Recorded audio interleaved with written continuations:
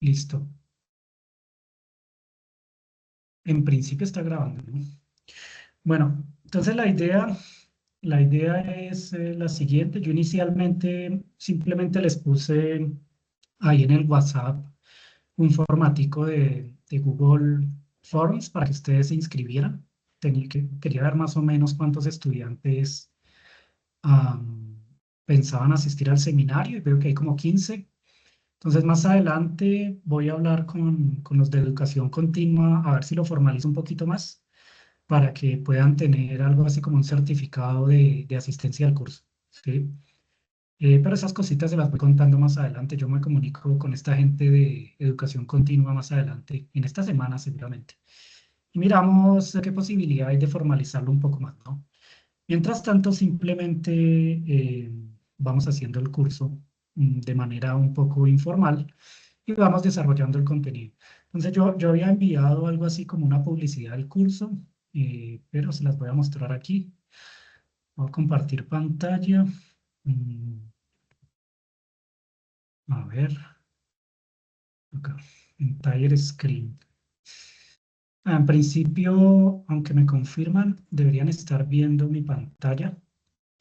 Si están viendo mi pantalla, Sí, sí se ve. listo. Entonces, si esta es la publicidad que yo hice para el cursito. Y lo que es importante de aquí es realmente entender cuáles son las sesiones que vamos a ver. Yo planeé más o menos 10 sesiones y espero pues dar estos cursos a lo largo del semestre. No va a ser tan rápido. De pronto incluso queda alguna sesión después de que termine el semestre, ¿no? Lo importante es que los temas que están aquí son las cosas más importantes que debería uno saber acerca de la teoría de campos cuánticos y entonces esto es sobre todo importante para todo el que quiera trabajar en física de altas energías o en física de partículas, ¿no? Entonces, cada sesión va a durar 2 horas aproximadamente, ¿sí? Los temas están aquí. En principio, pues hoy empiezo a hablar de expansión perturbativa en funciones de correlación. Luego hablo del teorema de Wick, luego hablo del formalismo de los diagramas de Feynman, después hablo de la matriz S, sección eficaz, ancho de caimiento, luego explico cómo obtener las reglas de Feynman en QFT y después me voy para el formalismo de reducción, la fórmula de reducción LSZ, el teorema óptico, las identidades de Ward, el grupo de renormalización y regularización dimensional, es decir, las técnicas más importantes de la QFT. Sí, eso es lo que es este curso. Y creo que lo puedo hacer en 10 sesiones, pero si de pronto necesito más sesiones, pues entonces uso más sesiones.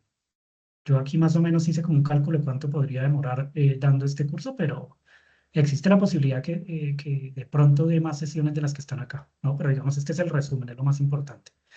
El curso, pues sí, lo vamos a hacer siempre aquí a través de este canal de Teams del grupo de física teórica, ¿sí? Yo grabo entonces los videos y luego los subo al canal de YouTube de nosotros, que es este canal Física Teórica OP, donde ustedes van a ir encontrando todos los videos. De hecho, no solamente de este curso, sino de seminarios que nosotros ofrecemos y otras capacitaciones que yo permanezco ofreciendo constantemente, ¿no? Bueno, el canal de física teórica está aquí. En principio, este curso es una continuación de otro que habíamos hecho antes, que les recomiendo que revisen para que entiendan un poco mejor lo que voy a enseñar acá.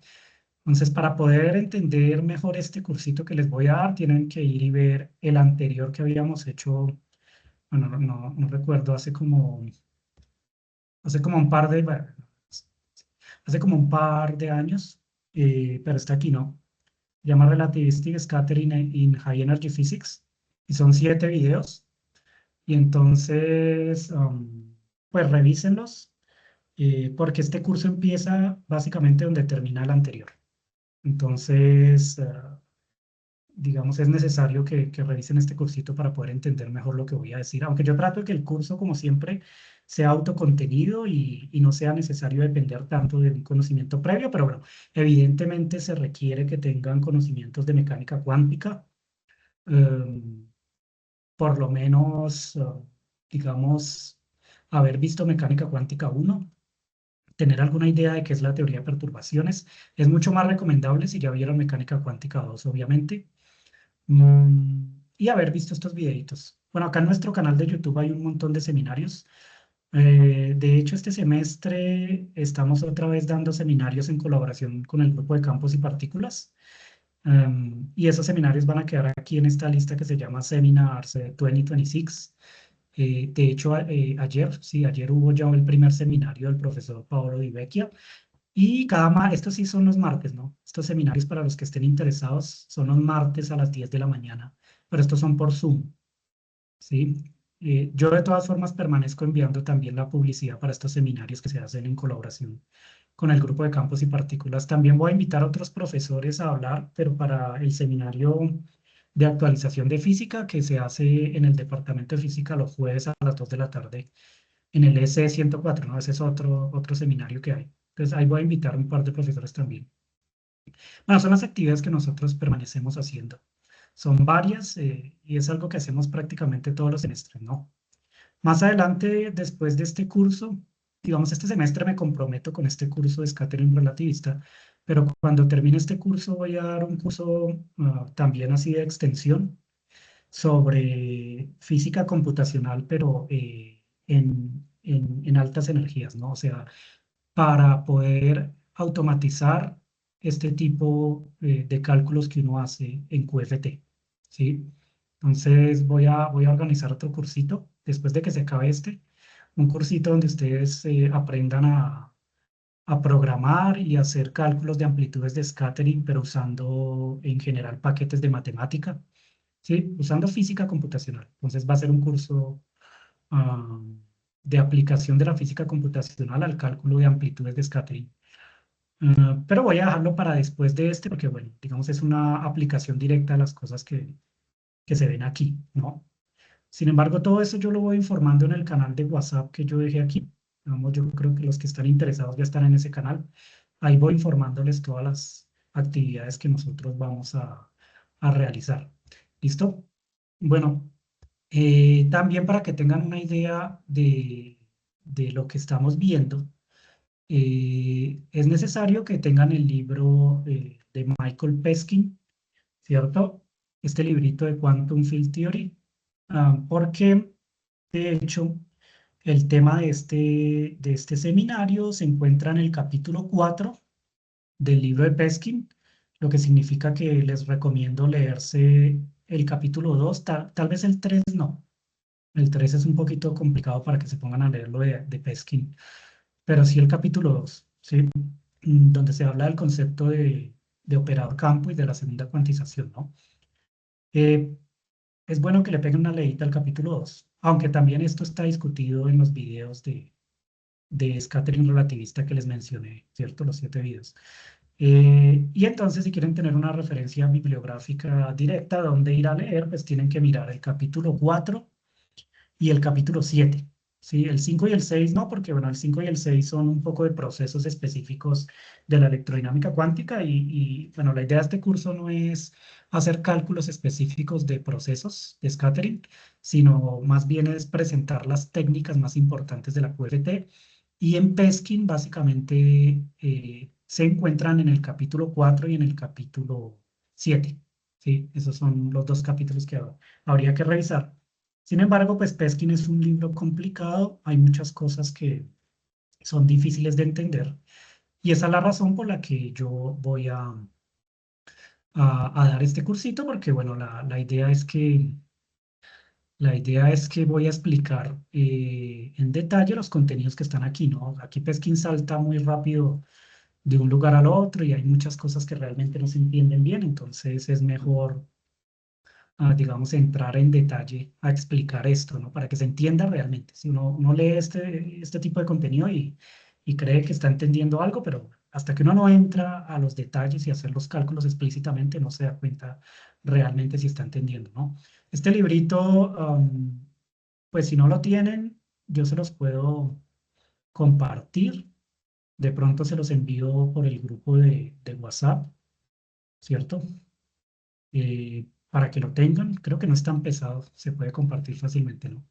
Entonces, es el libro más importante. No es el único libro de QFT que existe, pero este es como el texto guía en cualquier curso de QFT, ¿no? También está el libro de Weinberg, pero es muy difícil de entender, y está toda la colección de los libros de Greiner, pero esos son muy especializados, muy específicos, ¿no?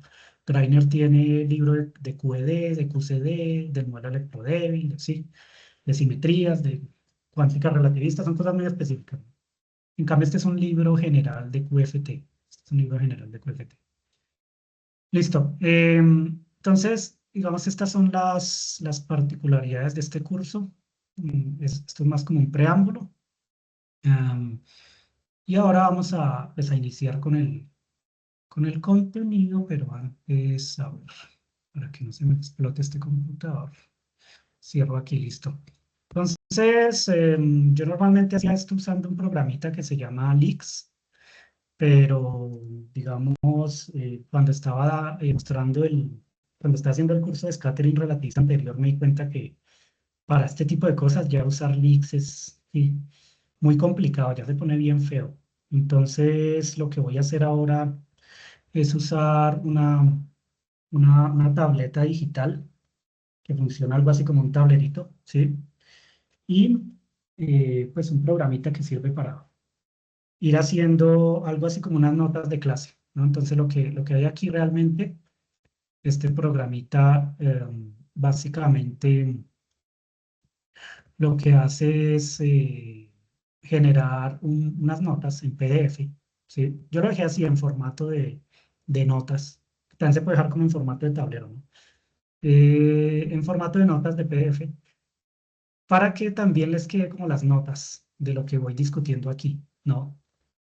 Les queda el video en el canal de YouTube y van a quedar unas notas del curso. Aunque de nuevo esto está en Peskin, ¿no? Está en Peskin. Tal vez aquí van a ver más construcciones, más detalles de los cálculos, pero esto que está aquí está en Peskin. Entonces no es que no lo encuentran, ¿no? Lo encuentran allá. Eh, ¿Listo? Y entonces vamos a hacer esto como para ir desarrollando el curso. No sé si tienen alguna preguntita, alguna cosa que se me escape acerca de la organización del curso o si está bien.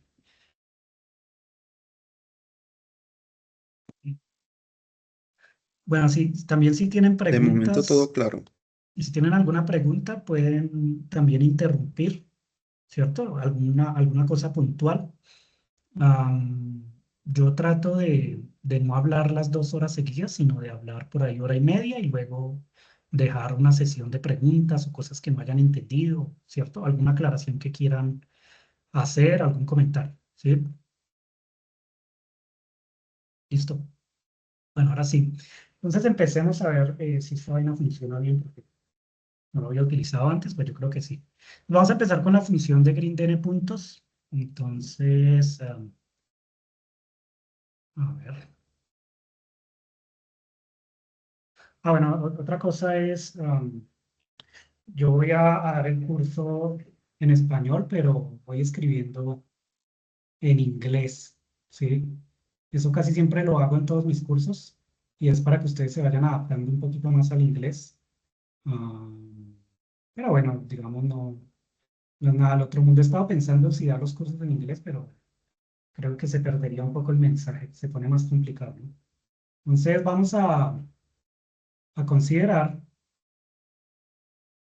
la función de green de n puntos. Veo bien,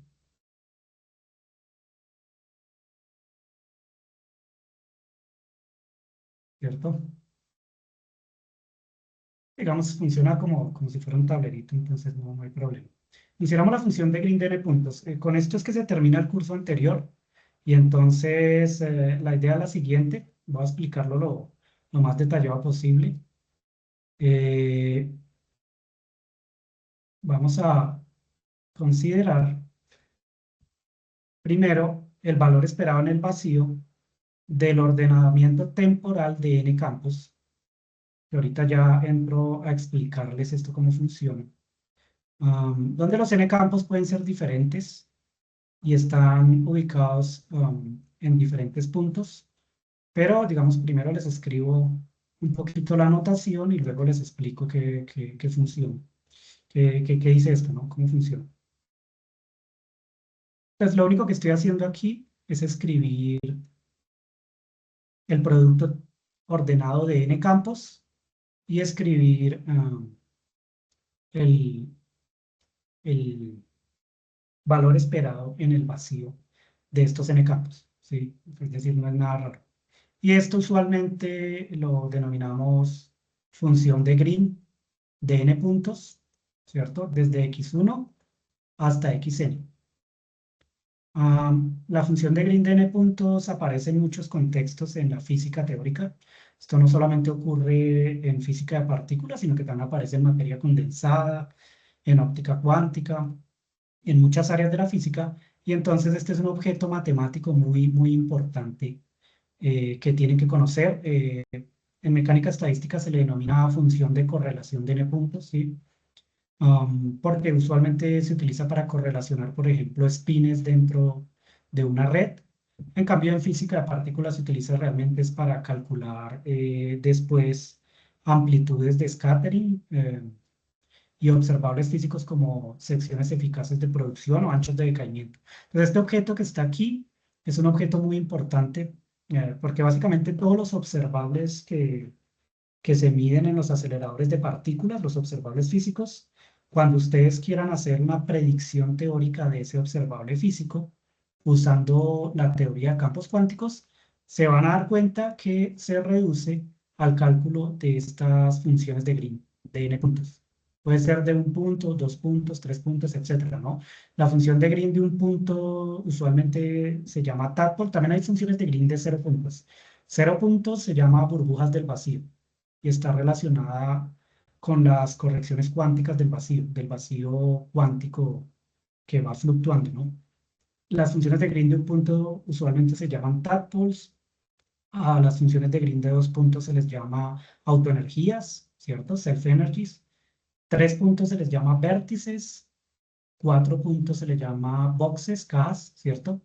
Y 5 puntos pentágonos, etcétera. Casi nunca nadie evalúa funciones de Green de más de 4 puntos en las teorías de campo cuántico, y eso tiene que ver con que en 4 dimensiones el máximo número de campos que usted puede poner en una interacción, en una Lagrangiana interacción, es 4. O sea, usted solo puede poner a multiplicar 4 campos en una teoría de campos cuánticos en 4 dimensiones renormalizable. ¿Sí? Bueno, digamos, son cosas que de nuevo pueden ir a mirar en los videos que ya están en nuestro canal de YouTube. Pero bueno, en general, si uno incluye 5, 6, 7 campos, la teoría no se hace no renormalizable y bueno, hay un poco de problemas alrededor de eso, pero no voy a entrar todavía en esos detalles, porque la parte de renormalización es como por allá la séptima clase, ¿sí? Pues más adelante vamos a discutir eso un poco más en detalle, pero bueno, la idea es esa, ¿no? Mm, Acá yo pongo función de Green de n puntos, pero realmente en una interacción, pues, no pone uno más de 4 campos aquí, ¿cierto? Entonces, miren que, digamos, hay varios campos. Esto que está aquí realmente son campos cuánticos, ¿no? Y entonces deberían tener formalmente el gorrito acá, porque no son funciones únicamente, son operadores lineales. Estos son operadores lineales. Y estos operadores, así como están escritos, están en el cuadro de Heisenberg. Entonces, evolucionan con el hamiltoniano completo, algo que viene de la mecánica cuántica.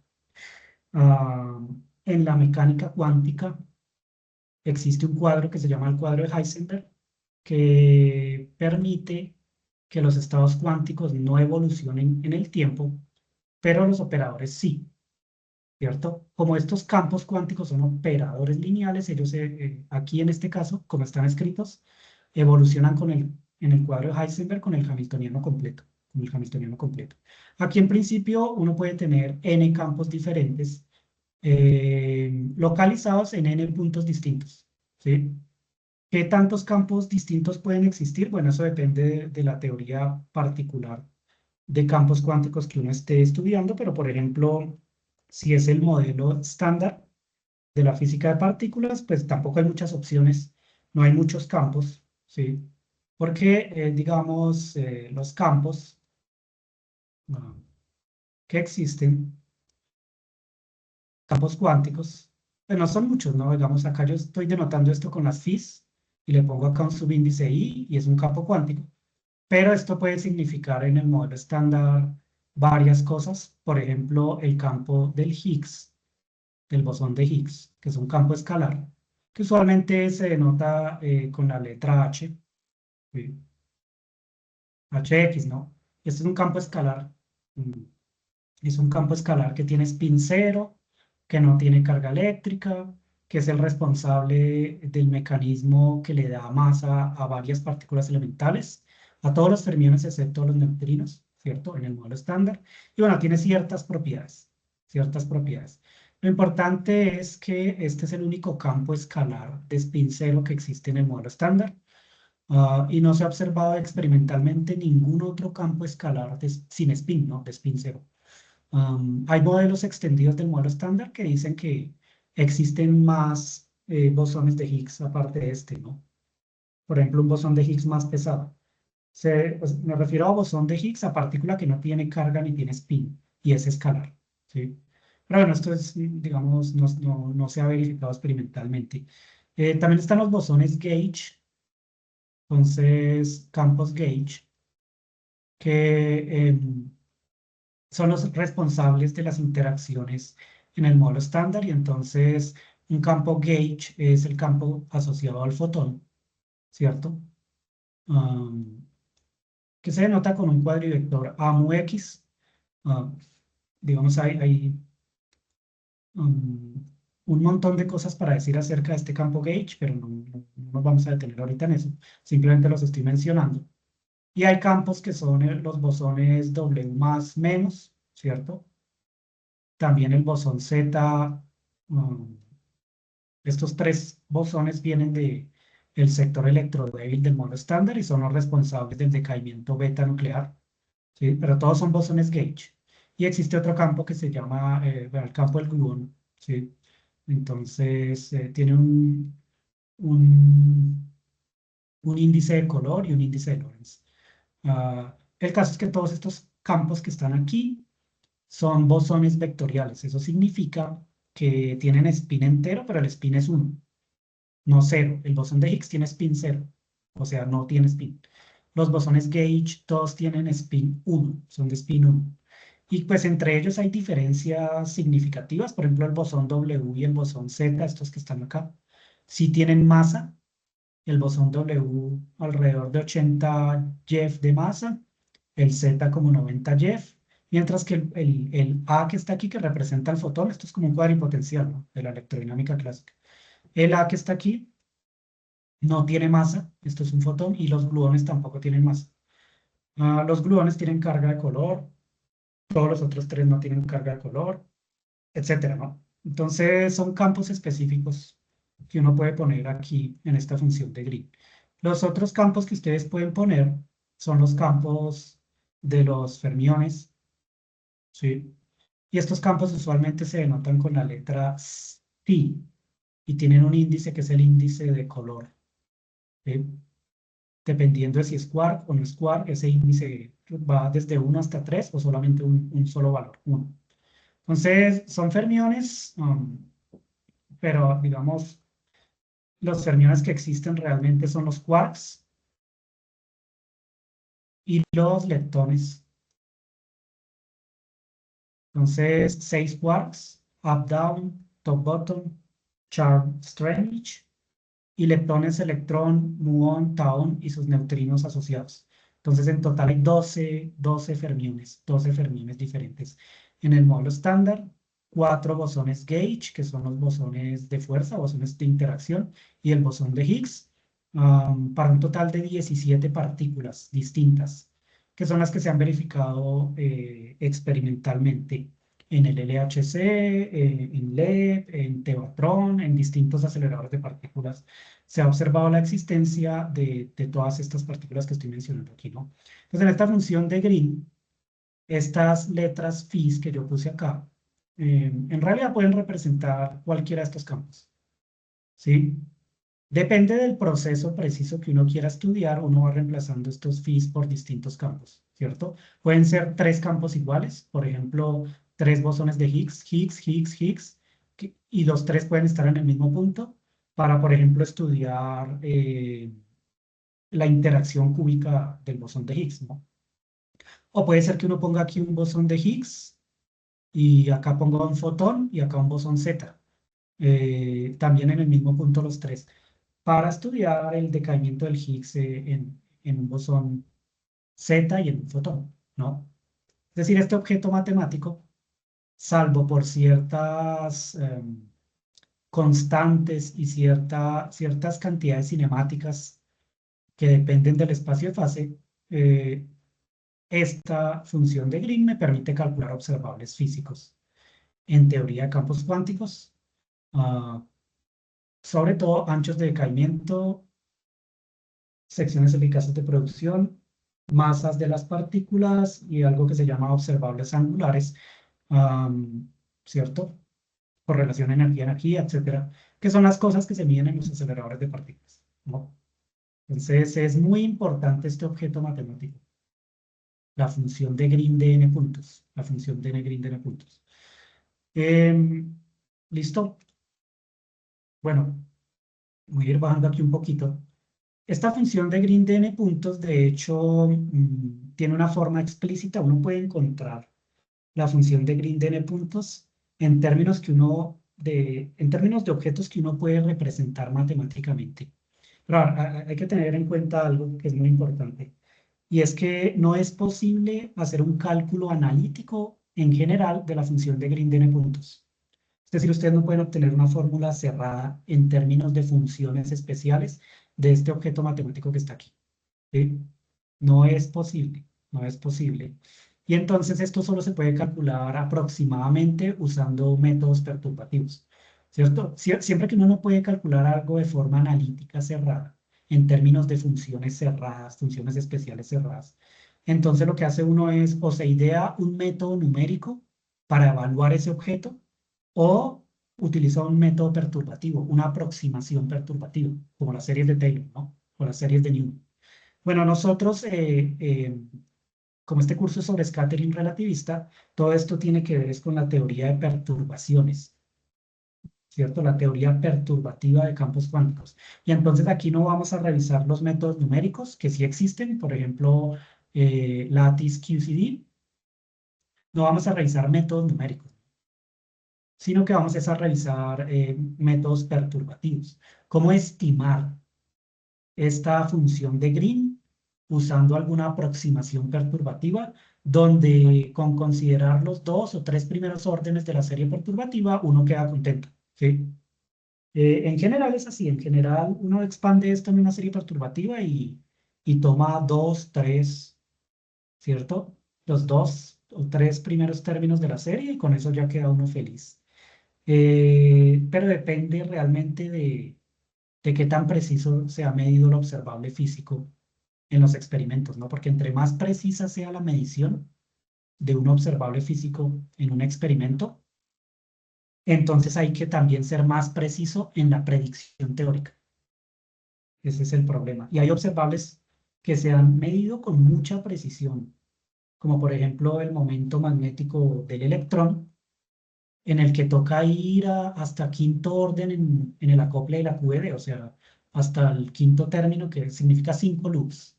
Más adelante les explico qué significan los loops, pero, o sea, hay que ir muy lejos, hay que hacer aproximaciones muy precisas. O el momento magnético del muón también requiere ir a 2, 3 loops, ¿cierto? Términos de tercer orden. Am, la masa del Higgs es un caso en el que se ha ido hasta 3 loops, tercer orden. Y en modelos como la supersimetría, el modelo minimal supersimétrico, se requiere ir a 4 loops y nadie lo ha hecho, ¿no? Porque se pone muy complicado el cálculo. Entre más órdenes perturbativos uno pone, más difícil es el cálculo. El cálculo hay que hacerlo con los diagramas de Feynman y se pone realmente complicado. Es decir, empiezan a salir integrales bien complicadas que dependen de funciones que no, en general el problema es que no se conoce su estructura analítica. Su estructura analítica me refiero al concepto de función analítica en el análisis complejo, ¿no? Me refiero a saber dónde están los polos, saber si tiene cortes, ¿cierto? Saber si las divergencias son aisladas o son esenciales. Esa es la estructura analítica de una función, ¿no? Porque estas funciones no son funciones reales en general, son funciones complejas. Y al ser funciones complejas, entonces tienen una estructura analítica en el sentido eh, de función analítica en el análisis complejo, ¿cierto? O sea, decir dónde están los polos, dónde están las divergencias, etc. ¿Sí? El problema en general en la teoría de campos cuánticos es que cuando uno va a hacer cálculos cada vez más precisos, entonces las funciones que les va a aparecer, las integrales que van a aparecer, son tan complicadas que uno ni siquiera sabe cuál es la estructura analítica de esas funciones. Ese es el problema, ¿no? Am, y entonces, bueno, los cálculos de precisión en la teoría de campos cuánticos es algo bien complicado de hacer y básicamente se hacen doctorados y postdoctorados todo el tiempo en eso para poder estimar observables físicos cada vez con mayor precisión, ¿no? Aquí en Colombia no tanto porque la gente no sabe nada de eso, ¿cierto? Hay universidades más bien que quieren acabar con la carrera de física en Colombia. ¿Sí? Eh, pero en Europa, en Estados Unidos, en Asia, ¿sí? Hay una competencia precisamente por hacer cálculos cada vez más precisos de los observables que se miden en los experimentos, ¿no? Cálculos de precisión. Y entonces hay mucha gente, bueno, involucrada en ese tipo de cálculos o tratando de hacerlos. Y hay muchas cosas por hacer. Hay un montón de cosas por hacer. Un montón de cálculos que se deben hacer y que no están hechos. ¿Sí?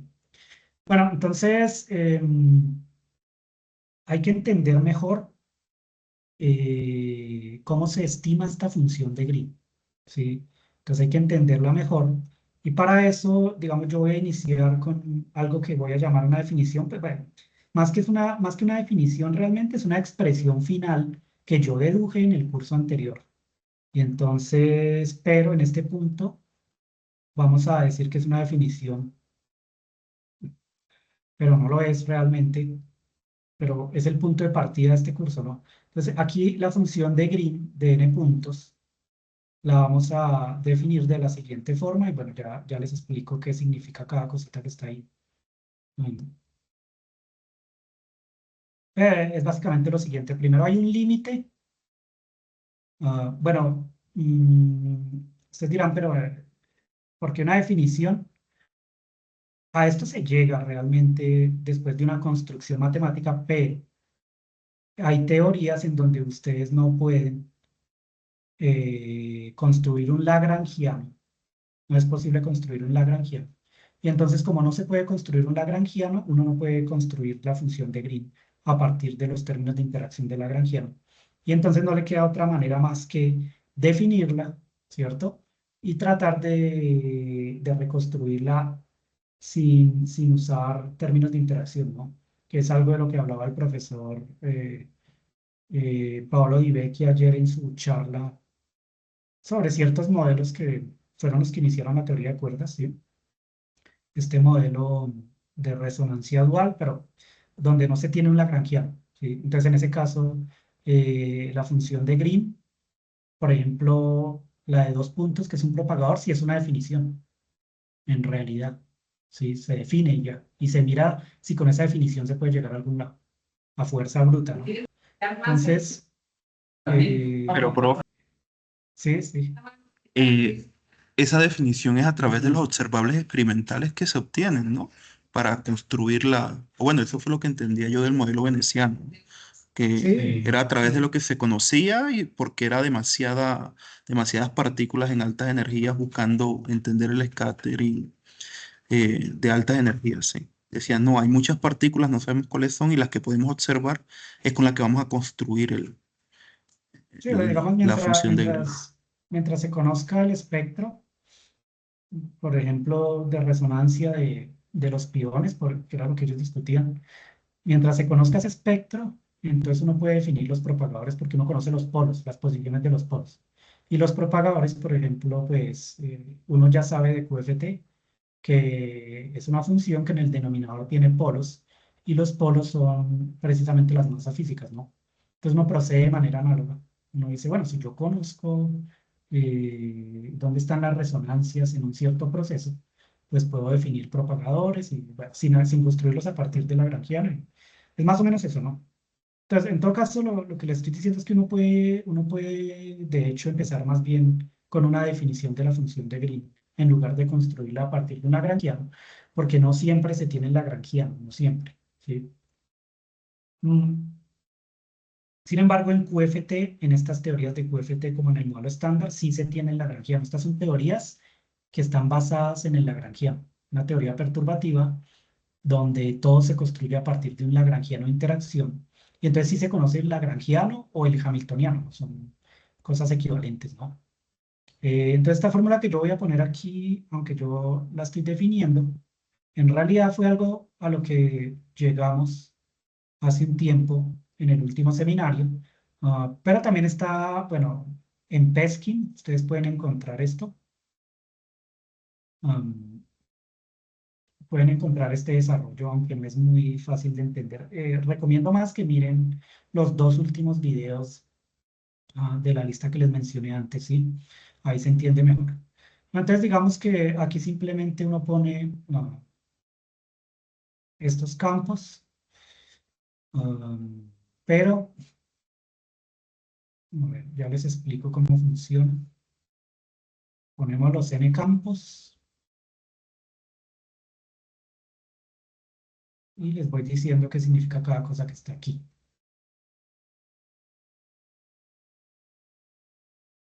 Um, hmm. Necesito, digamos, Profe, ese esto se, ordenamiento temporal no va con corchetes, profe. Que yo veo que estás ahí poniendo como un son otro llaves, son muy otra. feas, Es que son eso muy feas parece las llaves. parece un bra abierto ahí del. No, son, esto es una llave. Por eso te digo, pero. Ahora, espera que mi habilidad con esta nueva herramienta no es muy buena. Bueno, profe, cuando Pues nosotros vea, definimos esa línea quedó muy esa, bien, fu- mire. sí está bien. Cuando nosotros definimos Sí. esta función de Green, nosotros nos preocupamos pues porque que cumpla la unitariedad y que sea Ujú. renormalizable, ¿no? Dentro de la definición como tal. Sí, digamos, aquí sí. Acá todo, digamos, está construido Todo de fluye. manera, pues, de manera que los principios básicos de las teorías se cumplan. ¿Sí? Entonces aquí se cumple unitariedad, porque esto es una teoría gauge, ¿sí?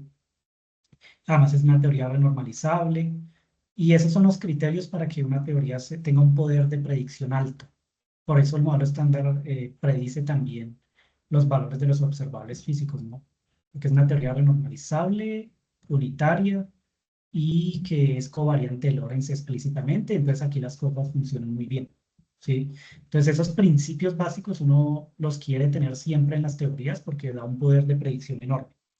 Lo que pasa es que aun cuando predice muy bien un montón de observables, pues no es suficiente porque hay muchas cosas que no predice, ¿no? O sea, el modelo estándar es una teoría muy buena, ha sido muy exitosa y predice muy bien un montón de observables, incluido el momento magnético del muón, que ya definitivamente el modelo estándar sí predice bien el momento magnético del muón, ¿no?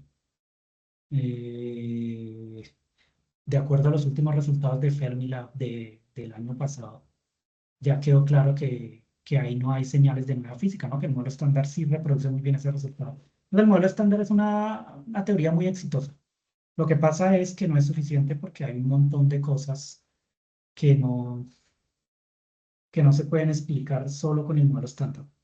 Y hay ejemplos muy, muy famosos, ¿no? Como el hecho de que no se puede explicar el origen de la masa de los neutrinos. Y eso, pues, los neutrinos sí tienen masa. Entonces, no poder explicarlo con el modelo estándar es algo serio. Mm. Y No hay pues que hay ir tan mucho lejos, no tiene trabajo. la gravedad. No tiene la Claro, gravedad. sí, no tiene la gravedad, no incluye la gravedad, pero bueno, la gravedad puede estar en una extensión, ¿cierto? Eh, y muchas otras cosas más, pero digamos, no quiero ahorita entrar en esos detalles más adelante, ¿sí? Entonces, bueno, esta es la definición de la función de Green. Tal vez se vería más bonita en leaks, pero digamos, no sé si está tan fea, pero mm, ahí voy mejorando con mi caligrafía.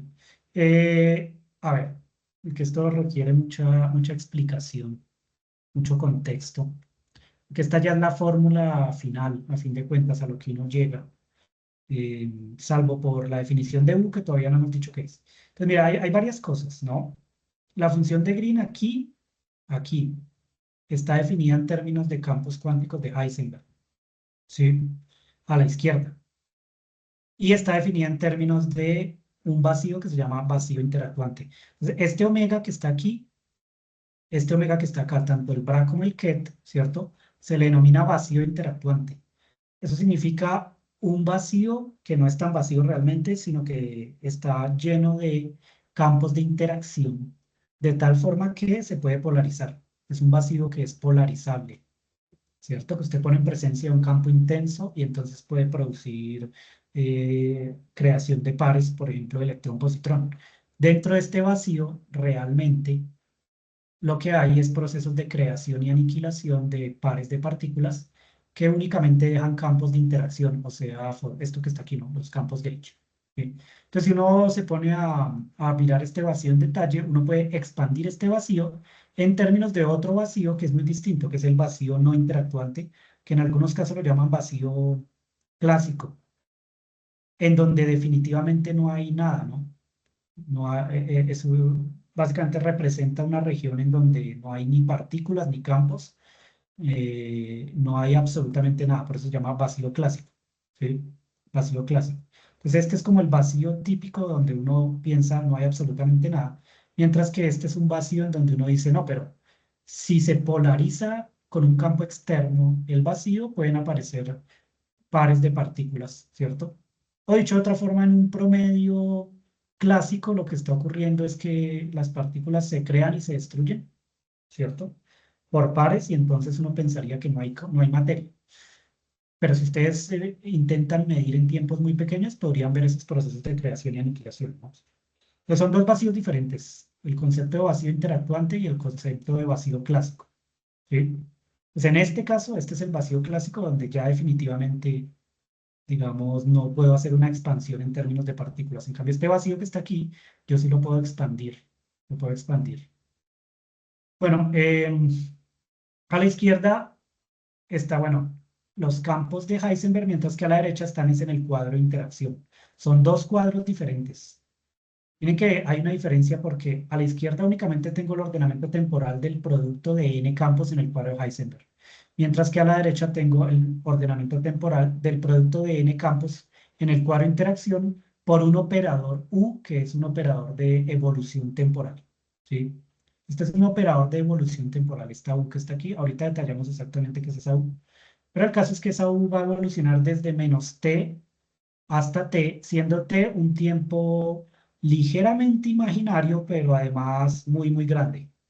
Tiende a infinito, ¿sí? Pero mira que tiende a infinito en una dirección ligeramente imaginaria. Evidentemente este épsilon tiende a cero, ¿cierto? Realmente es un número, es una cantidad diferencial, se hace muy pequeña. Y se incluyó en algún punto del cálculo de la función de Green, ¿cierto? Para calcular unos coeficientes. Todo esto está explicado en detalle en los videos del curso anterior, ¿no? Pero además el tiempo se considera asintóticamente infinito o que tiende a infinito, porque aquí lo que estamos mirando es cuando los campos están libres, ¿sí? Es decir, estos campos se consideran campos libres antes de entrar a una zona de interacción, ¿sí? Pues usualmente en los experimentos de física de partículas, lo que ocurre es que uno tiene en un acelerador de partículas, uno tiene protones, ¿cierto? Que hace colisionar, entonces tiene un haz de protones aquí, ¿sí? Y los pone en el centro de masa, envía dos haces de protones, uno con respecto al otro, y ellos colisionan aquí en un núcleo, en un centro dispersor, ¿no? Pero la cosa es que los protones, que son partículas compuestas de quarks, viajan distancias y tiempos mucho más grandes que los tiempos de interacción y las distancias en donde ocurre la interacción, ¿no? Porque aquí la interacción ocurre en un tiempo que es del orden de 10 a la menos 10 segundos, ¿sí? Mientras que los protones viajan en tiempos que son del orden de los segundos, ¿no? Entonces ellos dan vueltas, por ejemplo, en el LHC, algunos segundos, y luego colisionan en un centro dispersor, y esa interacción entre ellos dura muy poco, ¿sí? Dura por lo menos, sí, alrededor de este tiempo, puede ser un poco menos, un poco más, pero es esto, 10 a la menos 10 segundos. Entonces, evidentemente ellos, las partículas iniciales duran mucho tiempo libres y solamente interactúan en tiempos muy pequeños, ¿no? Por eso aquí este tiempo se considera infinito, porque realmente estos estados que aparecen aquí representan a las partículas libres antes de que interactúen, ¿no?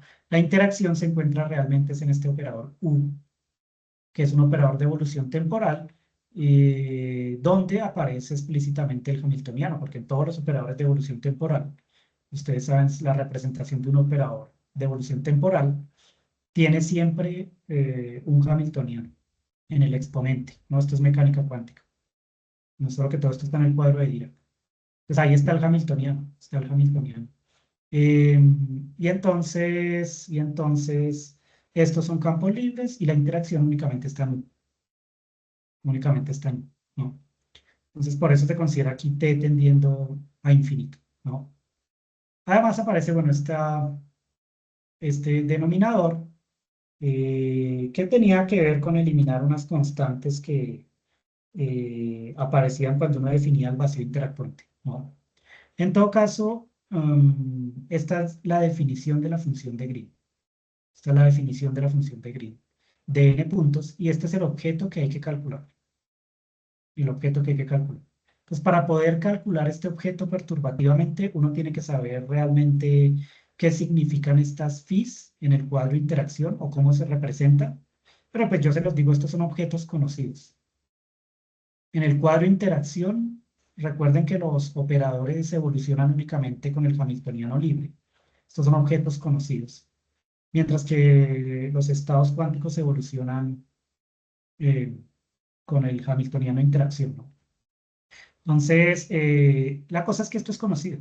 Este es de hecho el operador estado en 4 dimensiones y es un objeto conocido que ahorita se los escribo. Mientras que U, bueno, también es conocido U, pero no se puede calcular de forma analítica, sino que U hay que expandirlo perturbativamente, ¿sí? Entonces, todas las cosas que están aquí son conocidas. De hecho, uno sabe cómo opera estos campos sobre el vacío libre, el vacío clásico. Uno sabe operar esto sobre un vacío clásico. Ahorita les digo cómo. Y una vez que uno expande este U, pues todo queda en términos realmente de productos de campos que son conocidos. Que son conocidos. En cambio, si uno tratara de evaluar esto en el cuadro de Heisenberg, ahí sí habrían problemas, porque estos campos evolucionarían con el hamiltoniano completo. Y al poner el hamiltoniano completo, pues en el hamiltoniano completo hay términos de interacción que no son lineales. Y eso solo significa que uno no sabría la evolución temporal de estos campos, porque uno no podría resolver la ecuación de Schrödinger asociada a ese campo, o la ecuación de movimiento asociada a ese campo. El simple hecho de que aparezcan términos de interacción no lineales hace que uno no pueda describir la evolución temporal por los términos no lineales que van a aparecer en el hamiltoniano. ¿Sí o no? ¿Tienen alguna pregunta? Porque yo estoy que hablo. Sí. Vamos, esto apenas es el inicio. Estos son solo definiciones. Es decir, quiere decir que nosotros vamos a empezar con este objeto a estudiarlo. Este objeto que está aquí. ¿Sí? Y vamos a ver, pues, qué cosas podemos hacer con eso. Listo, entonces entro a definir también cada campo, pero digamos, estas son cosas que aparecen en el capítulo 2 de Peskin. Entonces, digamos, pueden ir a mirarlo allá, pero acá lo vuelvo a escribir. Mira, estos campos de interacción que dependen de estas posiciones X. Bueno, esta X que yo escribo allá es un cuadrivector. En realidad, entonces tiene una dependencia temporal y también una dependencia del espacio, ¿no? Es decir, este X que está aquí es un cuadrivector. el cuadrivector posición, y entonces tiene la componente temporal y la componente espacial. En toda la teoría de campos cuánticos, las constantes universales como la velocidad de la luz, la constante de Planck, ah, la constante de Stefan Boltzmann, etcétera, todas valen 1 y son adimensionales, lo mismo que la constante de gravitación universal. Entonces acá yo no escribo, en el cuadrivector no escribo explícitamente la velocidad de la luz porque es igual a 1 adimensional, ¿no? Lo que viene aquí es realmente una expansión en series de Fourier de este operador, donde los coeficientes son operadores escalera, ¿cierto? Y los modos de oscilación son ondas planas en 4 dimensiones. Entonces uno lo que tiene acá es una integral. Aquí ponen de 3p, 2pi al cubo, o sea que cualquiera que haya visto análisis de Fourier ya sabe que lo que estoy haciendo es escribir una expansión de Fourier de una representación continua de Fourier, de esta función que está en el espacio de las coordenadas y luego la transformo al espacio de los momentos. Aquí viene una raíz cuadrada de 2 veces la energía. Eh, Hay toda una explicación de dónde sale esta raíz de 2 veces la energía, ¿no? Todo esto tiene que ver con mantener invariante de Lorentz esta medida que está acá. Esta es una medida invariante de Lorentz, ¿sí? Y entonces lo que debería venir acá es un operador aniquilación multiplicado por una onda plana e a la menos i. P.x está en 4 dimensiones, o sea que este punto significa el producto minkowskiano. Producto minkowskiano. Entonces está la típica onda plana, ¿cierto? La onda plana, pero en 4 dimensiones. ah, sí, acompañada de un operador aniquilación. Además viene un operador creación, que sería AP daga, ¿cierto? Y acá vendría E a la I, P.x de nuevo, ¿sí? Y ya todo esto estaría evaluado en x0 igual a t menos t0, pero bueno, no lo voy a escribir explícitamente. Este campo, como yo lo escribí aquí, es realmente válido para un campo escalar. Esto es para un campo escalar, ¿sí? O sea, para el campo del Higgs. Si fuera un campo fermiónico hay que poner otras cosas. Hay que poner 2 operadores distintos, no pueden llamarse ambos A, sino A y B, y hay que poner espinores, ¿sí? Y si es un campo gauge, todos los coeficientes deben ser cuadrivectores, en fin, ¿sí? Entonces esto es válido solo para un campo escalar, esto que escribí aquí. Pero es para que se den una idea de qué forma puede tener estos objetos que están aquí, estos phis. Ahora, esto es algo conocido. Esta es la representación de un estado cuántico en la segunda cuantización, esto que está aquí. Y a esto se le conoce entonces como operador campo, es el operador campo, ¿sí? Entonces miren que lo importante es que al tener operadores creación y aniquilación, este AP daga y este AP, entonces este objeto ustedes se lo pueden aplicar a un ket, ¿cierto? Y hacer aparecer partículas con un cierto momento lineal, ¿sí? Um, pero no localizadas realmente. O sea, hay toda una explicación. Um, si ustedes aplican, obviamente, por ejemplo, AP daga sobre este que es el vacío libre, pues obtienen, salvo por algún coeficiente, digamos, voy a escribir, obtienen una partícula de momento P, ¿sí? Una partícula de momento P, que en este caso sería un escalar. Y si ustedes aplican este operador campo en el cuadro de interacción, ¿sí? En una cuadriposición X, obtienen algo parecido a un ket localizado en la posición X, pero no es precisamente eso. Sí, hay toda una explicación de por qué no. Mm, Es sencillo, en la segunda cuantización no existe eh, el operador posición, porque uno no cuantiza realmente la función de onda, sino que uno coge campos clásicos y hace su versión cuántica. Y entonces, en la segunda cuantización no existe el operador posición. Y tampoco existe entonces la manera de localizar una partícula. Pero además tienen que entenderlo desde el punto de vista del principio de incertidumbre de Heisenberg, ¿no? ustedes no pueden saber exactamente cuál es la posición de una partícula elemental, porque eso viola, pues digamos, está en desacuerdo con el principio de incertidumbre de Heisenberg. Sí. Entonces, por eso pongo acá un aproximado, porque acá en realidad lo que hay que hacer es un promedio de las posibles posiciones en donde, alrededor de esta X, ¿no? En donde podría estar la partícula, incluyendo la incertidumbre, ¿no?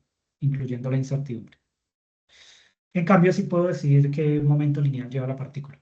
Por lo que toda la QFT en general está hecha es en el espacio de los momentos, no en el espacio de las posiciones. Entonces, cuando uno hace las reglas de Feynman y cuando uno hace los cálculos, en general uno siempre hace todo en el espacio de los momentos. Todos los cálculos de las amplitudes de scattering y de todos los observables siempre se hacen en el espacio de los momentos, ¿no? Listo, entonces lo importante de ver aquí es que este operador campo es conocido, tiene una expresión conocida, de nuevo uno la aprende a deducir, pero tampoco es la gran cosa porque es simplemente una expansión en serie de Fourier de estas ondas planas que serían los vectores unitarios, ¿cierto?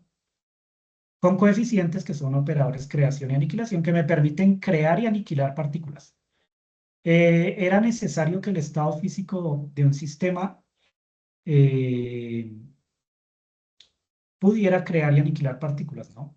Eso no ocurre en mecánica cuántica no relativista porque los procesos de scattering en mecánica cuántica no relativista se hacen a bajas energías, menor que los kiloelectronvoltios, y entonces allá el scattering es siempre elástico. Eso quiere decir que el número de partículas y la identidad de las partículas se conserva siempre.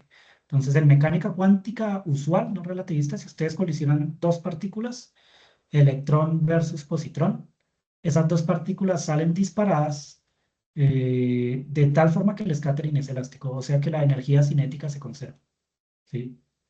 La energía cinética se conserva. Y la identidad de las partículas también. Entonces, en mecánica cuántica no relativista, si entran dos partículas, salen dos partículas y son las mismas partículas, ¿no? Si entran dos electrones, salen dos electrones.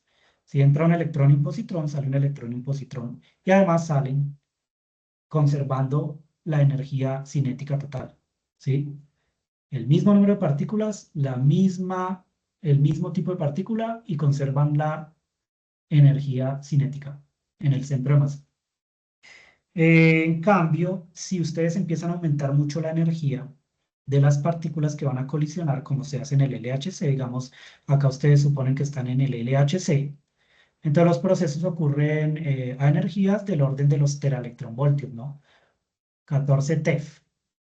Evidentemente, los teraelectronvoltios son energías muy altas, ¿cierto? Porque un protón, si ustedes miran la energía, la masa de un protón en reposo es un JeV, ¿no? Es un JeV. Si ustedes miran la masa del protón en reposo, aquí, masa del protón pero en reposo, esto es más o menos un JeV, ¿sí? Poquito más, pero bueno, un JeV. 2000 veces la masa del electrón, un JeV. Y en el LHC, pues los procesos son del orden de los TeV, entonces son 1000 veces, 14.000 veces más energéticos. Es aumentarle eh, la energía o la masa relativista, aumentarla 14.000 veces, ¿no? Cuando está en reposo en un sistema propio, el protón tiene una masa de un JeV. Luego ustedes cambian de sistema de referencia inercial, o sea, aceleran el protón y hacen que esa masa aumente hasta 14 TeV, ¿no? O sea, la masa relativista aumenta hasta 14 TeV, eso significa aumenta 14.000 veces el valor que tenía, ¿sí? Son procesos ultrarrelativistas, ¿no? Aumentan demasiado la masa de la partícula y luego las colisionan. Las colisionan. Obviamente cuando hacen la colisión, ah, aparecen un montón de nuevas partículas que incluso pueden ser mucho más pesadas que el protón. ¿Por qué? O sea, más pesadas me refiero pueden tener una masa en reposo mucho mayor que la del protón. ¿Por qué? Porque nosotros primero le dimos mucha energía al protón, lo aumentamos 14.000 veces, ¿cierto? Y luego las colisionamos y simplemente usando el principio de conservación del momento lineal, el principio de conservación de la energía y el concepto de energía umbral, todo eso viene de la relatividad especial, uno se da cuenta que puede encontrar partículas masivas que tengan una masa en reposo mucho mayor a la de la partícula incidente. ¿no? Es decir, uno puede calcular la energía umbral de producción de un bosón de Higgs cuando ustedes colisionan haces de protones, ¿sí? El bosón de Higgs, por ejemplo, tiene una masa de 125 Jeff, o sea, 125 veces más grande que el protón. Uno podría pensar, pero ¿cómo es posible que colisione un par de protones que tienen entre los dos una masa de 2 Jeff y aparece algo tan pesado como ¿cierto? Un bosón de Higgs que tiene 125 Jeff, ¿sí? Bueno, son efectos relativistas, no es porque la masa es una cantidad relativista. La masa es una función de la velocidad de la partícula. Entre mayor sea la velocidad de la partícula, mayor es la masa. Entonces, si uno acelera una partícula, esa partícula empieza a aumentar su masa, porque la masa es una cantidad relativista. Entonces, estos protones en realidad en el LHC no es que tienen una masa de un Jeff, sino que tienen una masa de 14 TeV porque ustedes los aceleraron, ¿sí? Entonces, el hijo puede ser más pesado que la mamá, ¿sí? Pero eso son efectos relativistas, son efectos relativistas, ¿no? Entonces, bueno, estas son cositas que pueden ocurrir, ¿sí? Y que uno tiene que describir de alguna forma con un formalismo matemático. Este operador estado no es un observable físico.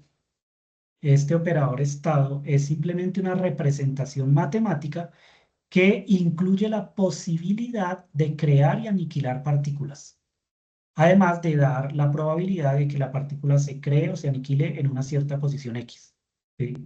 Es decir, tiene una información adicional,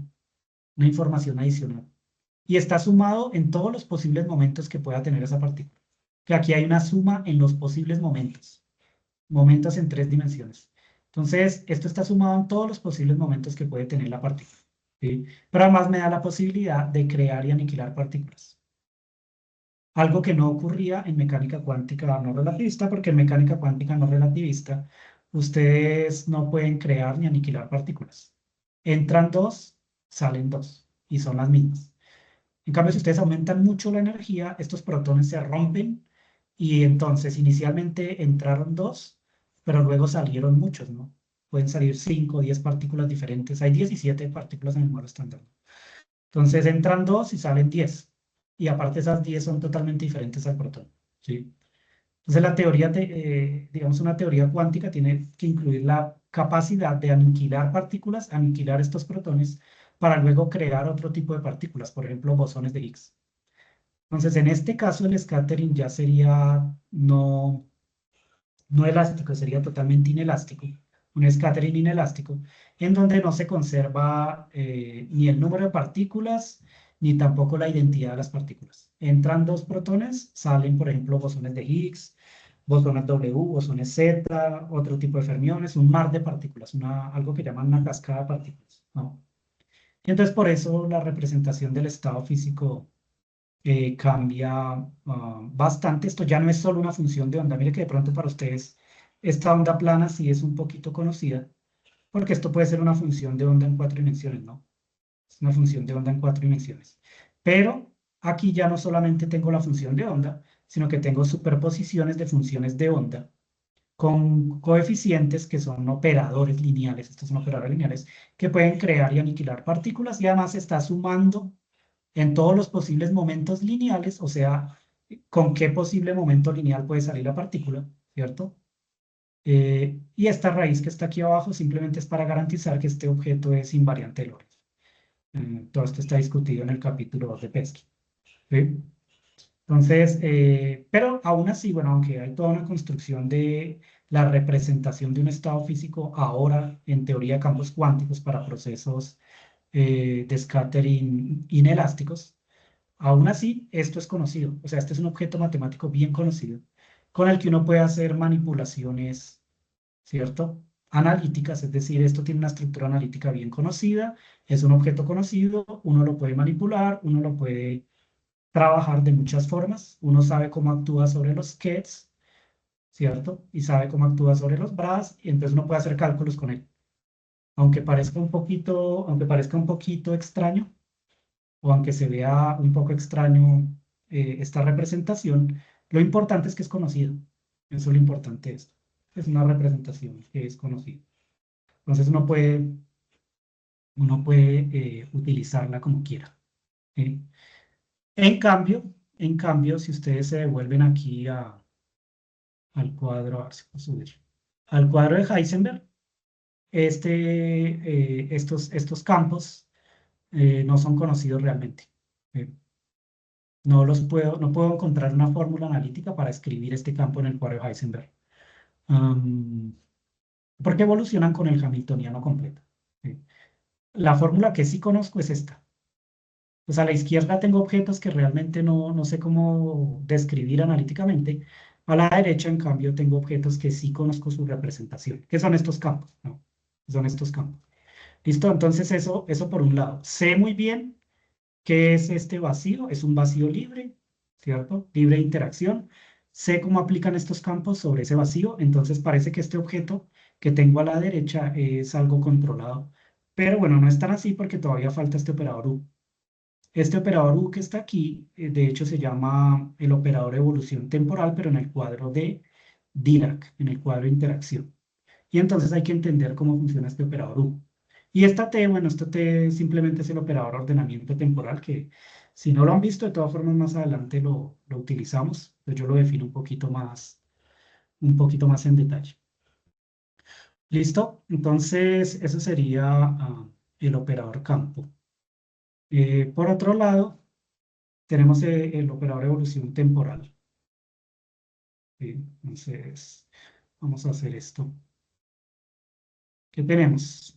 Este operador U, que voy a entrar mm, a definir, pero digamos, esto es de un curso de mecánica cuántica 2.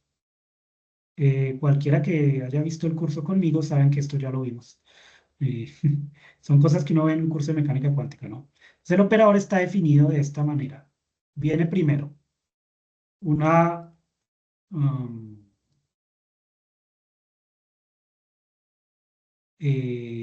una exponencial con el hamiltoniano libre, ¿cierto? Este sería el típico. Voy a poner los dos exponenciales y los discutimos. Y una con el hamiltoniano completo, sí, ¿cierto? Entonces miren que aquí hay, digamos, ciertas cositas que se deben decir. Las puedo bajar.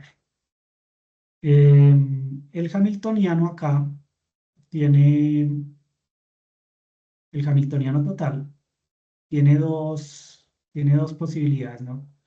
Tiene el hamiltoniano libre, pero también tiene el hamiltoniano de interacción, ¿sí? Así como está escrito, o potencial de interacción. Bueno, vamos, son estas dos cosas que están acá. Y esta es la manera en la que la escribe Peskin. Por una razón, ¿no? Uno podría pensar, bueno, ¿y por qué no simplemente suma los dos? ¿Cierto? Está multiplicando dos exponenciales. ¿Por qué no solamente suma los dos exponentes? Y entonces h0 menos h, pues da menos hi y ya, ¿sí o no? La razón es que no necesariamente el hamiltoniano completo conmuta con el hamiltoniano libre. Um, Eso depende de la elección del sistema de referencia en el que estamos, ¿sí?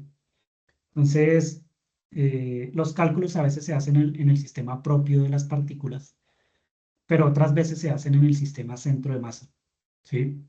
Y ocurre muchas veces que cuando uno está en el sistema propio, estas dos cantidades no conmutan.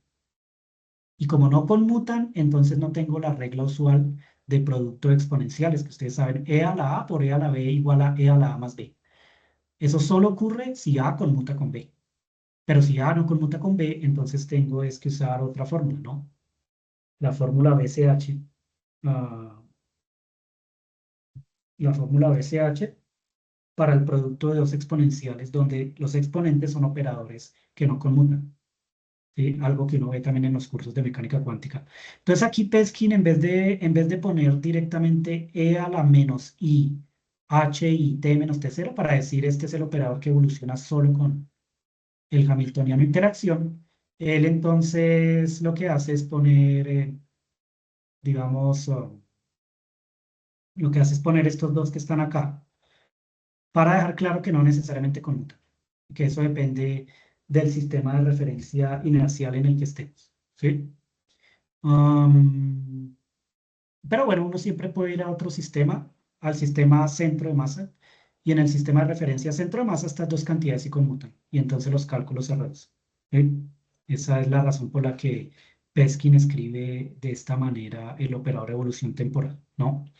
Entonces, de nuevo, miren cuál es el problema. El problema es que aquí hay un hamiltoniano completo, ¿sí?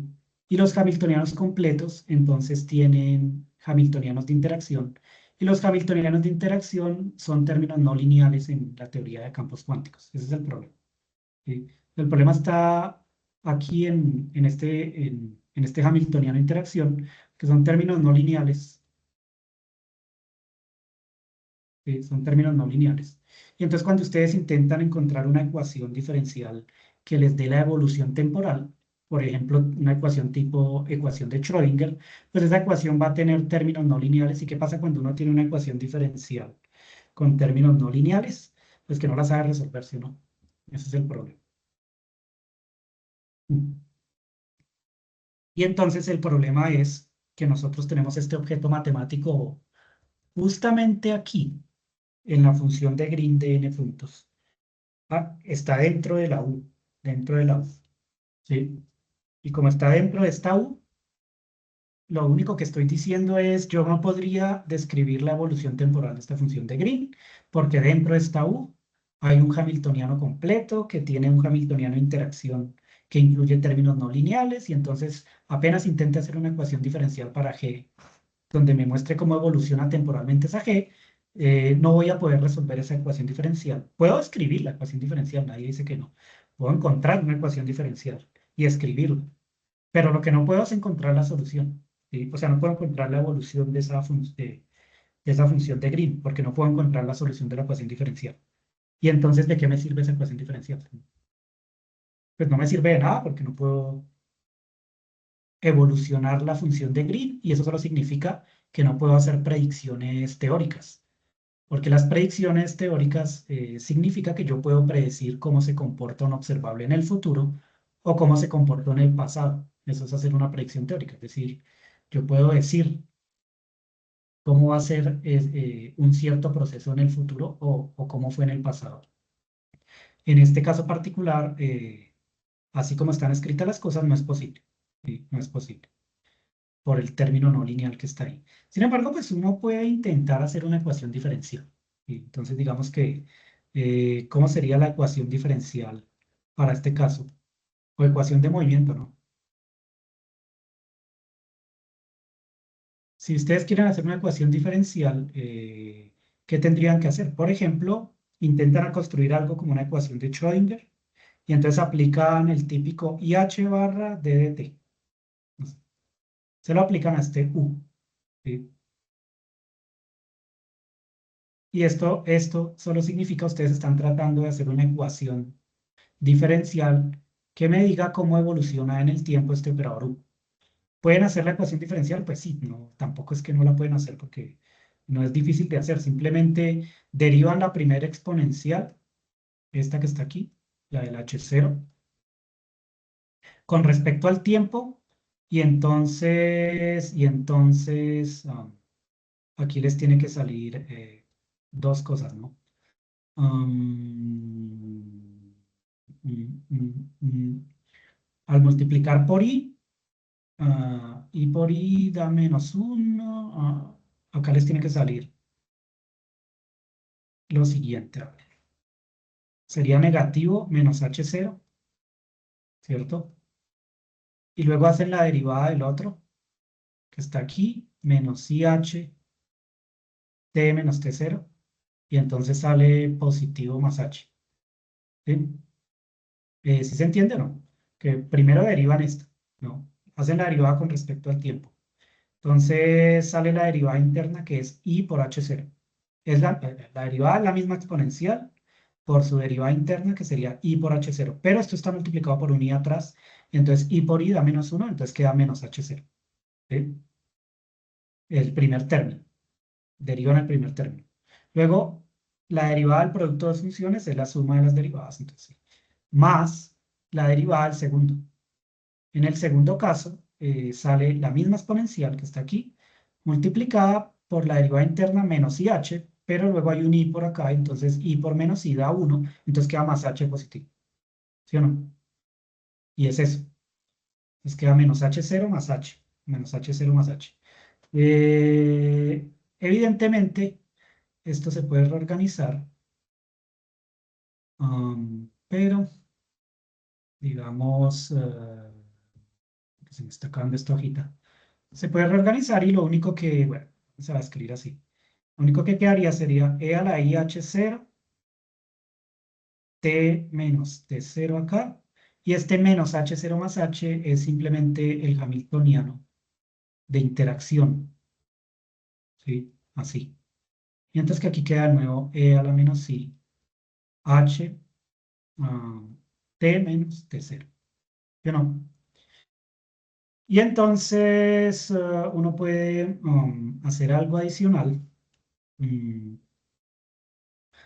A ver, sería mucho más fácil si yo digo que estoy en el centro de masa.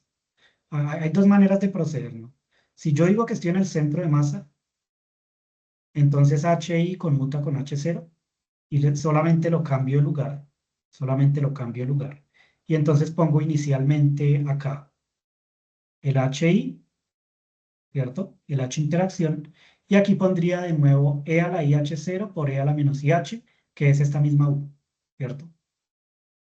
Que esto simplemente sería para no estarme complicando tanto la vida.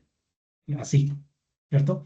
Pero si no estoy en el centro de masa, entonces me toca hacer un truquito que simplemente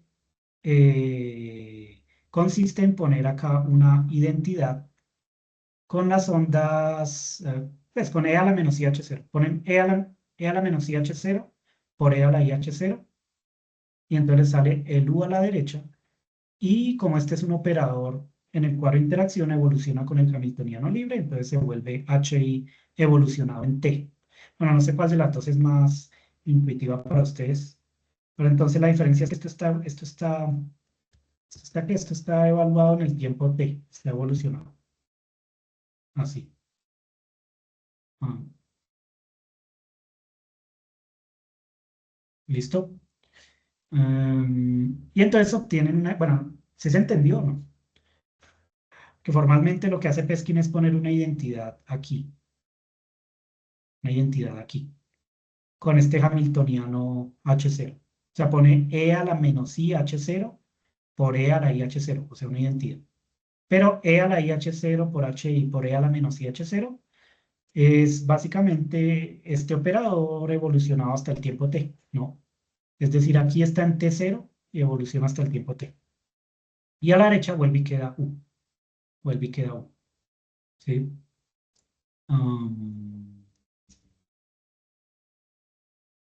digamos, es un truquito que está en Peskin, ¿sí? Eh, ¿Sí o no? ¿Tienen alguna pregunta sobre esto? Claro, Bueno, profe. si no hay preguntas, bueno, yo sigo. Entonces, esta sería la primera página, ¿no? Entonces, lo que tenemos es una ecuación tipo Schrödinger, ¿no? Eso es lo que acabo de deducir. Una ecuación de Schrödinger, ¿cierto? Schrödinger equation para este operador evolución temporal UTP0. Eso es lo que tenemos. ¿Sí? Que ustedes se dan cuenta, es exactamente la misma ecuación de Schrödinger. Y el h barra vale 1, y de dt, u t, t0, igual al hamiltoniano de interacción por el mismo u. La diferencia está en que este u evoluciona es con el hamiltoniano de interacción, no con el hamiltoniano completo. No con el hamiltoniano completo. Entonces miren que esto es una ecuación de Schrödinger, pero para un operador. Estas U's, aunque yo no pongo los gorritos, son operadores, operadores lineales, un operador de evolución temporal. En mecánica cuántica, ustedes en vez de tener esta U, pues tenían la función de onda, ¿no? El ket, el ket. Y en vez de tener HI, tenían el hamiltoniano completo, ¿sí? En cambio, aquí tenemos es el operador de evolución temporal, que evoluciona en el cuadro de Dirac únicamente con el hamiltoniano interacción, ¿sí? Únicamente con el hamiltoniano interacción. Ah, pero pues es básicamente la misma ecuación, ¿no? Solo que es la ecuación para U, para U. Entonces ustedes miran esta ecuación y dicen, bueno, eso se puede solucionar. Eh, digamos, inocentemente, ustedes podrían tratar de solucionar esta ecuación. Pero el problema es que no se conoce esta HI, ¿no? Porque, por ejemplo, digamos, por ejemplo, en la teoría lambda phi a la 4, pues ustedes tienen que el H de interacción es precisamente este término, lambda phi a la 4, ¿no? Este es el H de interacción en la teoría lambda phi a la 4, ¿sí? Y ustedes podrían intentar dar algo así como usando el método de separación de variables, intentar dar una respuesta a la posible solución de esta ecuación diferencial. Pero la respuesta sería, digamos, un error, ¿no? Porque ustedes dirían, al separar variables, pues yo puedo decir que esta U es algo así como una exponencial, bueno, vamos a escribirlo así, una exponencial de menos I, ¿cierto? Y acá vendría una integral en, digamos, un dt', del hamiltoniano de interacción ah, evaluado en ese t', ¿sí? Porque ustedes dicen, obviamente, si yo derivo si derivo este exponencial, obtengo el mismo exponencial multiplicado por el hamiltoniano y bla, bla, bla, bla, bla, ¿sí? Entonces, esta parece ser una solución analítica. El problema es, sí, claro, ¿y esta integral cuánto vale? Si estamos haciendo la integral de un término no lineal, ¿sí? El problema es este, ¿no? Que estos términos que aparecen aquí son no lineales. Y entonces, ¿quién sabe hacer la integral realmente? ¿Sí? Ese es el problema. ¿Quién sabe hacer esta integral? Mm, no se sabe hacer. La única manera de poder resolver este exponencial con ese término no lineal es que nosotros consideremos que este parámetro lambda es muy pequeño, tiende a cero, y entonces expandamos este exponencial en series de potencias. Eso sí se puede hacer. Pero resolver completamente esto de forma analítica no se sabe hacer. No se sabe hacer. Incluso con esta teoría lambda phi a la 4, que es la teoría de campo más sencilla que hay. En 4 dimensiones esta integral no se sabe hacer. Y entonces esto no se puede resolver. Aun cuando pareciera que esto es una respuesta, sí, pero numéricamente, ¿cuánto vale? Es decir, si yo digo t0 vale 0 segundos y t vale un nanosegundo, ¿cuánto vale esta exponencial? ¿Qué número obtengo? Pues no sé qué número obtengo porque yo no sé cuánto vale esta integral. No la puedo escribir en términos de funciones especiales, no puedo obtener un número. Y como no puedo obtener un número, pues no puedo hacer nada realmente con esto, aunque esto aparentemente parece una solución de esta ecuación, ¿no? Pero no es así porque este término es no lineal y no se sabe resolver. Entonces, lo único que me queda es, bueno, si yo no puedo obtener esto completamente en forma analítica cerrada, pues, ¿qué alternativa tengo? En el Hamiltoniano de interacción, voy a asumir que los términos de interacción tienen acoples que son muy pequeños para poder expandir en series de potencias este tipo de, de soluciones. Eso es lo que se debe hacer. Sin embargo, eso solo es válido si realmente esos acoples o estos parámetros que vienen con los términos de interacción son realmente pequeños. Pues yo que les digo, existe un régimen perturbativo donde sí es válido, pero también hay un régimen no perturbativo donde deja de ser válido, ¿sí? Por ejemplo, este acople lambda tiene una región donde sí es perturbativa. Todos estos acoples resultan siendo función de la energía, evolucionan con la energía y bueno, en la mayoría de los casos uno puede decir que es un número pequeño, pero no siempre. ¿Sí? Eso depende de la energía de los procesos. Para altas energías, por suerte, para altas energías, lambda es pequeño. O sea, si los procesos son del orden de los teraelectronvoltios, lambda se mantiene pequeño, ¿sí? Y la mayoría de los acoples que aparecen en los términos de interacción del hamiltoniano o del lagrangiano del modelo estándar, la mayoría de los acoples permanecen pequeños, son números pequeños entre 0 y 1. Digamos, tienen que estar entre 0 y 1 para que se puedan hacer estas aproximaciones. La mayoría son pequeños, ¿cierto? En el límite de altas energías, ¿no? Pero cuando uno va a bajas energías, ocurre que varios acoples no son pequeños.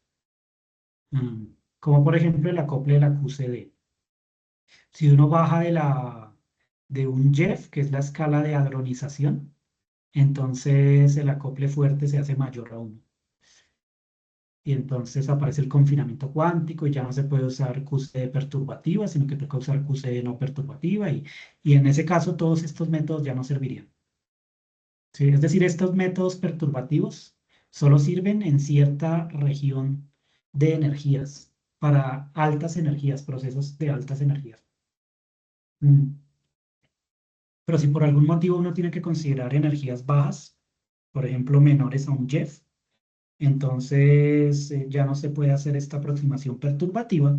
Y entonces lo que se hace usualmente es que estas integrales se estiman numéricamente con métodos numéricos. Lattice, ¿no? Digamos, los que han visto con física computacional conmigo.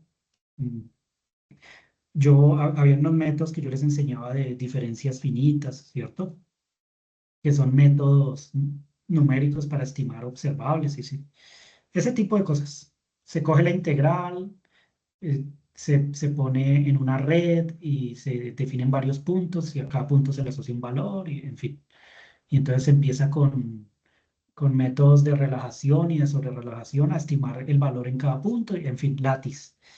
Métodos numéricos, métodos numéricos. Esa es otra alternativa. Pero esa alternativa se utiliza casi siempre es cuando se sale del régimen perturbativo. Es decir, cuando estos acoples ya no se puede decir que sean pequeños. Si por algún motivo lambda se hace mayor que 1, ya no se puede utilizar el método perturbativo, toca usar otra cosa, cálculos no perturbativos. Lo que pasa es que la teoría de campos cuánticos no perturbativa es de las cosas que menos se conocen. ¿Sí? Es de las cosas que menos se conocen y son bien difíciles de hacer, sobre todo en la QCD, en la cromodinámica cuántica, que estudia las interacciones de quarks y la estructura del protón y de los hadrones, ¿cierto? Donde allá los procesos a bajas energías sí son importantes por la libertad sintótica. Y bueno, en la QCD sí, digamos, hay muchos problemas. En el modelo electrodébil o en el sector de Higgs o en la QED casi nunca usa uno herramientas no perturbativas porque todo se puede hacer desde el punto de vista perturbativo. O la mayoría de los observables se calculan perturbativamente. Pero en la cromodinámica cuántica sí no es así porque la interacción fuerte es muy distinta a las otras interacciones. Y entonces es necesario estudiar la parte de bajas energías, ¿sí? Para explicar, por ejemplo, el confinamiento de los quarks dentro de un protón, ¿sí? Entonces, bueno, pero las cosas que yo enseño aquí no tienen que ver con métodos no perturbativos, sino que lo que nosotros hacemos en nuestro grupo siempre es perturbativo. O sea, siempre estamos en el régimen donde estos acoples que aparecen en los términos de interacción son pequeños. Siempre estamos ahí, ¿no? Aunque también digamos, uno puede calcular para qué valores de energía estos parámetros se salen del régimen perturbativo. Esa es una de las cosas que uno puede hacer. A eso se le llama trivialidad. eh, sí, cotas de trivialidad, triviality bounds, que es algo que se estudia en la física del bosón de Higgs, ¿no? Es decir, cuando se sale del régimen perturbativo este acople lambda. Um, sí, se puede hacer, se puede saber exactamente a qué energía se sale del régimen perturbativo, pero como las energías de los procesos actualmente no son lo suficientemente altas, es decir, llegan solo hasta 14 TeV o del orden de los TeV, hasta ese rango de energía, este acople lambda permanece perturbativo, ¿sí? Entonces no se preocupa uno tanto por eso, porque en los experimentos nadie ah, ha llegado tan lejos en la energía, ¿no? Pero al aumentar mucho la energía, es posible que lambda se haga no perturbativo. Bueno, digamos, son generalidades que les voy comentando. Listo. Entonces, hay que proceder de otra forma para calcular U. La manera, digamos, más conveniente de calcular esta U es usando el método de Newman, ¿no? Vamos, es simplemente usar algo así como una iteración, tomando en cuenta que esto es una ecuación implícita. Mm, Simplemente se hace una iteración y se obtiene una serie perturbativa, pero que es una serie en términos de operadores, que son estas H's de interacción. Entonces es una serie de Taylor, pero para operadores. Y a esas series de Taylor se les denomina series de Newman. Y esa es una manera de encontrar una aproximación de U, que es equivalente a expandir este exponencial, ¿sí? Pero es un poquito más formal. ¿Por qué es más formal? Porque esas series de Newman preservan la covarianza de Lorentz, ¿no? Entonces se les conoce usualmente como series de Dyson, mm, las famosas series de Dyson, que voy a escribirlo aquí. Entonces, ¿cómo procedemos? Usando una serie de Newman, pero mm, de tal forma que se mantiene la covarianza de Lorentz en cada término de la serie, y a ese tipo de serie se le llama serie de Dyson, ¿sí? La serie de Dyson. Entonces, simplemente es resolver esto, pero de manera iterativa. De nuevo, es algo que uno aprende en teoría de scattering en mecánica cuántica 2 o bueno, en teoría de perturbaciones dependiente del tiempo, uno aprende a hacer esto, ¿sí? Es simplemente es iterar una y otra vez, iterar una y otra vez. Ah, pero digamos, no es muy complicado, ustedes simplemente separan la ecuación diferencial, ¿sí? Entonces acá dejan un du, t, t0, y acá simplemente dejan hi, um, y vuelven a dejar el u. Es decir, no estoy haciendo realmente la separación de variables, sino que el u lo mantienen acá, ¿sí? Y acá ponen el de t, es decir, usan la regla de la cadena, ¿no? ¿Sí? Usan la regla de la cadena. Y luego integran a ambos lados, y entonces al integrar a ambos lados aquí sale i, y aquí les quedaría, ah, digamos que hacer una integral entre t0 y t, entre t0 y t.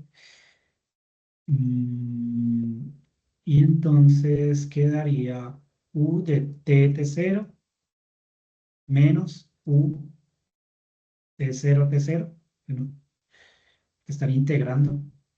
Y aquí les quedaría pues la integral, ahora sí escrita explícitamente, entre t0 y t, y acá les quedaría hi menos t'.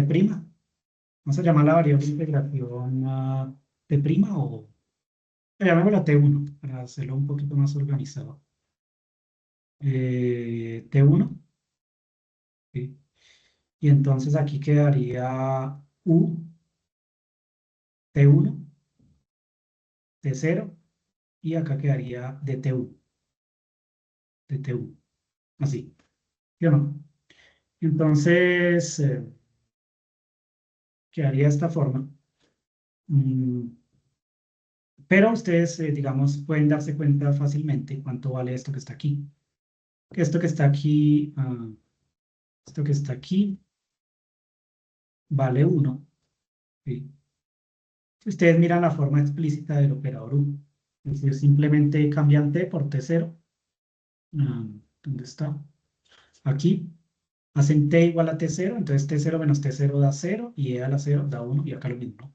T0 menos t0 da 0 y e a la menos 0 vale 1, entonces u de t0 vale 1, ¿sí? Vale 1. Simplemente lo ponen aquí, este es un 1. Y esta ahí la pueden pasar al otro lado como menos i.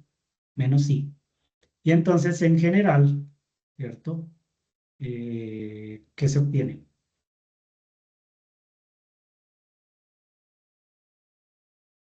yendo como muy hacia la derecha. U de T0 se volvería igual a 1.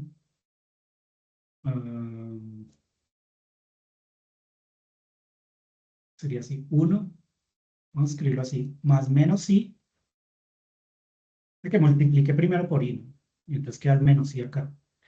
Y quedaría la integral desde T0 hasta T, y entonces voy a escribir acá como un dt1, lo pongo al inicio. Y aquí me quedaría H interacción evaluado en T1 y luego U T1, T0. ¿Sí? Si ustedes miran esta ecuación, que parece ser una solución, de nuevo todavía no es una solución. ¿Por qué? Primero porque es una ecuación implícita. A la izquierda tengo U, pero también a la derecha. Segundo, porque esta integral, vuelvo y se lo repito, esta integral no se sabe hacer porque U contiene todo el hamiltoniano, incluido el término interacción. Entonces, ¿quién sabe cuánto vale esta integral? ¿Sí? No se sabe hacer. El problema es el U, que tiene todo el hamiltoniano. Ese siempre es el problema.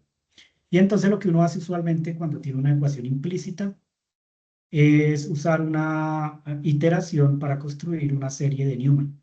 Es decir, ustedes reemplazan una y otra vez esta U, ¿cierto? Aquí, en el kernel de esta integral. Vuelven y reemplazan U de T0 igual a 1 menos I, bla, bla, bla.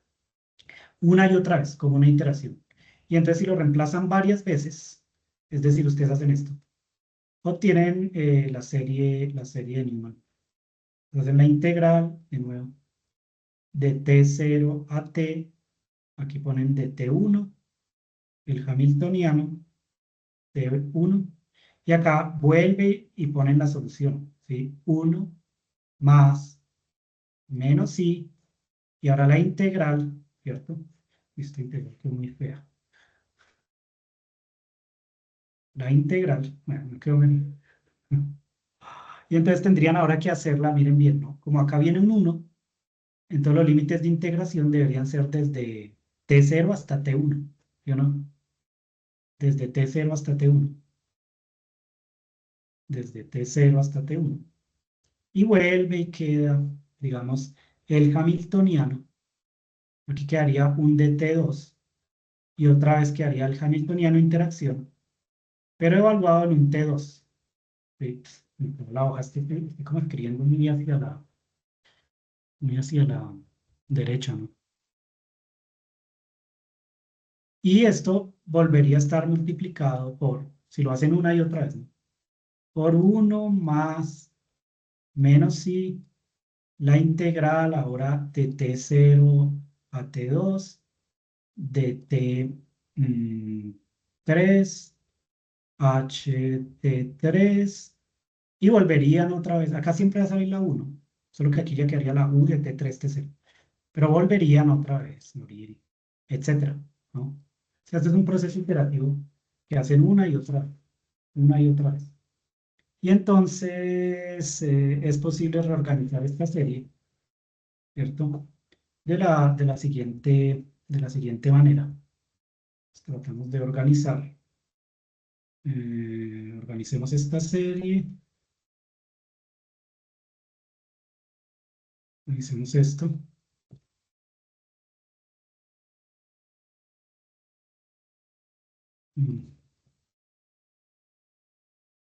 Una serie de la siguiente forma, ¿no? Entonces ponemos acá el U, T, T0, y entonces los términos que quedarían serían primero 1 más menos I, la integral,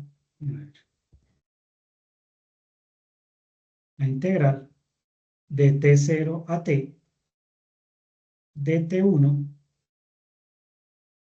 de H interacción T1, y luego más, ya resolviendo esto, menos I al cuadrado, ¿sí? Y entonces quedarían dos integrales, ¿no? Sería la integral de T0 a T y de T0 a T1. La integral de T0 a T, esto sería en T1. Y luego la integral de T0 a T1 en dt2. Y aquí quedaría el producto de los hamiltonianos de interacción evaluados en T1 y en T2. Oiga, me acabó el espacio. En T1 y en T2. ¿Sí? Más términos de orden superior, ¿no? O sea, en realidad podría escribirlo, pero digamos que debería venir después, pues menos i al cubo y 3 integrales. Bueno, y entonces T0 a T, T0 a T1, T0 a T2, de T1, de T2, de T3 y 3 hamiltonianos. H1, HT1, H de interacción de T2 y H interacción de T3. Y así sucesivamente. Lo que pasa es que, pues, en algún punto hay que detenerse, ¿no? En algún punto hay que detenerse. Pues uno puede escribir básicamente esta U como una serie de potencias, y miren que es una serie de Newman. Sí, esta serie de Dyson es una serie de Newman, porque es una serie de potencias en HI, que es un operador. Entonces el primer término es el término de orden 0. Mire también que las menos i van contando el orden perturbativo. Aquí es como si tuvieran menos i a la 0 o h a la 0, h interacción a la 0. Este es el término de orden 0. Luego viene el término de primer orden, o sea, lineal en HI. HI a la 1 y menos i a la 1. Luego el término de segundo orden, menos i al cuadrado, o sea, HI por HI, cuadrático en T, en H, perdón. Y luego el término de tercer orden, H por H por H, menos I al cubo. Y luego ustedes creo que serían capaces de escribir los términos que siguen. El término de cuarto orden, pues quedaría menos I a la 4, 4 integrales, T0 a T, T0 a T1, T0 a T2, T0 a T3, con las medidas de T1, de T2, de T3, de T4, ¿sí o no? Y el producto de 4 hamiltonianos de interacción. HIT1, HIT2, HIT3, HIT4 y así sucesivamente. Es decir, podrían hacer una generalización de esta expansión hasta el enésimo término fácilmente, ¿no? Porque bueno, de aquí se ve que es fácil generalizar. Ahora, en la práctica uno no considera tantos términos. En la práctica uno ah, se queda únicamente con los dos primeros términos. A veces se llega al tercero, ¿no? Digamos, con los tres primeros, ¿no? Con la práctica uno toma el 1, que es el término sin corrección realmente. Este primer término me daría simplemente amplitudes clásicas que no tienen correcciones cuánticas porque este término no tiene el hamiltoniano interacción, ¿sí? El segundo término sería el término primer orden, luego el término segundo orden, y uno se queda casi siempre con estos tres y ya, en la expansión. Entonces, esto es lo que hay que poner, estos tres términos que están acá, es lo que hay que ir y poner acá dentro de esta función de Green. Acá, ¿sí? Aquí. Solo que obviamente cambian T0 y T por menos T mayúscula y T mayúscula, ¿no? Pero esos son los términos que hay que poner acá, que hay que poner aquí, ¿no? Que lo importante de ver, bueno, que todos estos hamiltonianos de interacción dependen únicamente de los campos de interacción, que son campos conocidos, ¿no? Y entonces, en la práctica, si uno pone este U de esa forma, con los hamiltonianos de interacción, y los escribe acá en la función de Green, entonces es posible evaluar todo este objeto. Solo que evidentemente, así como lo estoy presentando, pues es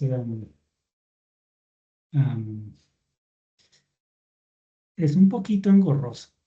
Por eso hay que ir a un método diagramático, ¿no? Entonces, visto desde este punto de vista, simplemente les estoy diciendo cuáles son los objetos que tienen que aparecer acá en la función de Green.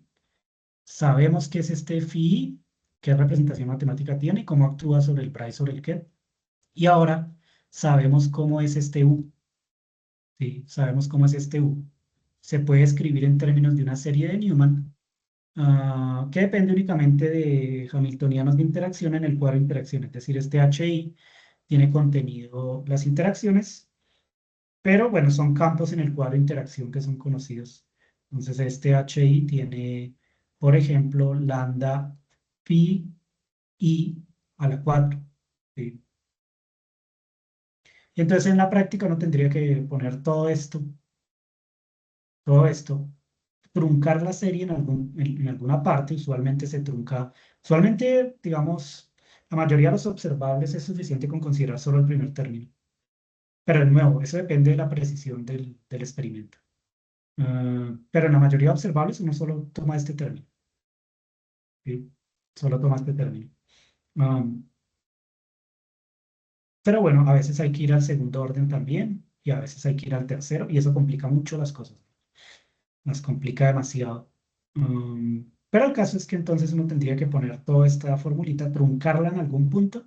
Digamos que la truncan a primer orden acá, llegan hasta acá, y eso va y se reemplaza arriba en la función de Green interactuante n puntos. ¿Sí?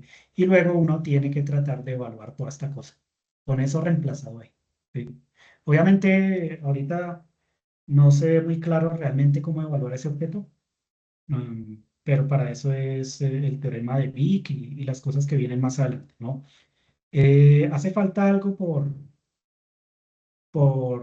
por entender y es que, bueno, aquí me faltó, tal vez no está implícito, pero aquí viene el operador ordenamiento temporal también, en este punto.